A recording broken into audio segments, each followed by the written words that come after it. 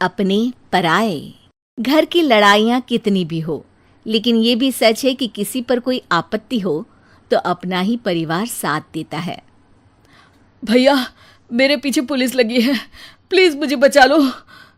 रवि और राज दो भाई, लेकिन दोनों में कभी नहीं पटी। अरे क्या हुआ छोटे, क्या कर दिया तूने? अरे कुछ नहीं भैया, मेरा दोस्त है ना राजू, वो मुझे लेकर बैंक गया था। मुझे नहीं पता भैया कि वो वहाँ बैंक लूटने जा रहा है। मैं उसके साथ बैंक में घुसते ही सीसीटीवी कैमरे में दिख गया हूँ। अब पुलिस मुझे ढूंढ रही है भैया, मुझे बचा लो। राज कुछ सोचता है, फिर कहता है, ओके, तुम यहीं रुको, मेरा एक दोस्त पुलिस में है, मैं बात करता हूँ। तभी वहां रवि की बीवी राज की बीवी के साथ आ जाती है। तुम लोगों के घर जब तक पुलिस का आना जाना है, बच्चों को यहीं छोड़ दो, उन पर असर ठीक नहीं पड़ेगा।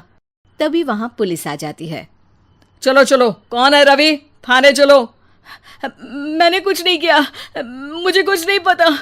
अरे वो तो पुलिस स्टेशन चलकर ही पता चलेगा कि कुछ पता है कि नहीं, चलो। कहानी का फ्लैशबैक। भैया, मुझे मेरे मकान में हक चाहिए ही चाहिए। अरे लेकिन छोटे, अभी मेरे बच्चों पर काफ़ी खर्चा है, तेरी भाभी की भी तबीयत ठीक नहीं रहती, बजट बिल्कुल नहीं है कि मैं अलग होकर रहूं। देख लो भैया, 1 महीना है तुम्हारे पास, जल्दी से घर खाली कर दो। अरे कैसी बात कर रहे हैं भैया, मेरे शरीर में अभी इतनी हिम्मत भी नहीं कि घर को खाली करे। तो क्यों अपना पोषण बेचा भाभी? अरे तुम तो जानती हो, पिताजी की बीमारी के कारण उन्हें हमारी जरूरत थी, कैसे आते पैसे। ससुर जी तो बूढ़े थे भाभी, उनकी बीमारी में भी पैसे लगाना कौन सा अकल का काम था। तो क्या पिताजी को मैं मरने के लिए छोड़ देता? अरे रवि, तू तो समझ, पापा को हमारी जरूरत थी, उन्होंने हमारे लिए हर वो काम किया जिससे हमें खुशी मिले। बैक टू रवि, जो जेल में बैठा है। ये मैंने क्या कर दिया था? मैं ना पिता का हुआ ना ही भैया का, मेरे साथ जो हो रहा है ठीक ही हो रहा है। तभी वहां पुलिस वाला आता है। रवि, तुमसे कोई मिलने आया है। भाभी, आप यहाँ क्यों आई? पुलिस स्टेशन है ये भाभी। भैया, आपकी जगह मेरा भाई होता तो क्या मैं नहीं आती? अच्छा, ये खाना ले लीजिए, खा लीजिएगा। आपके भैया लगे हैं वकीलों और पुलिस वालों से बात करने में, डरने की कोई बात नहीं, जब आपने गुनाह किया ही नहीं तो सज़ा भी नहीं मिलेगी। रवि भाभी को देखकर रोने लगता है। घर में साक्षी चुपचाप बैठी होती है कि तभी सोनम कहती है, अरे साक्षी, क्या हुआ, परेशान क्यों हो रही हो? भाभी, अभी अभी पुलिस स्टेशन से खबर आई है, इन्हें बड़े जेल में शिफ्ट किया जा रहा है, मैं क्या करूंगी भाभी? रो मत, हम अच्छे से अच्छा वकील करेंगे।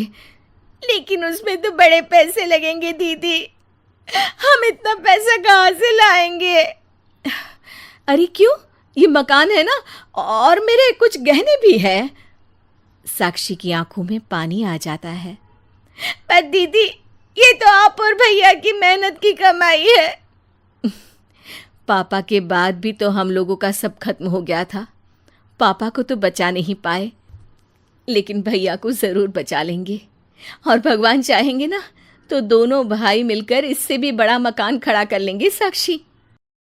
थोड़ी देर में राज वहां आता है। सोनम सही कह रही है साक्षी, पैसों की कमी के कारण किसी भी बेगुनाह को सजा नहीं मिलती।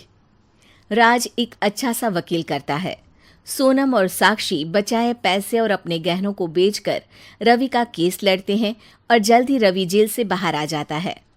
रवि राज को गले लगाकर कहता है, भैया मुझे माफ़ कर दो, मुझे साक्षी ने सब कुछ बताया है। भैया, आपने मुझ पर विश्वास किया, मेरे लिए दिन रात मेहनत की, भाभी ने अपने गहने तक बेच दिए। भैया, आपने तो पापा के लिए भी पैसे नहीं देखे, लेकिन मैं बहुत ही सेल्फिश निकला। भैया, एक आखिरी बार मुझे माफ़ कर दो, मैं शर्मिंदा हूँ। अरे भाई, अपने तो अपने ही होते हैं, पापा ने हमारे लिए क्या नहीं किया ये तुम्हें बताने की ज़रूरत नहीं है मुझे।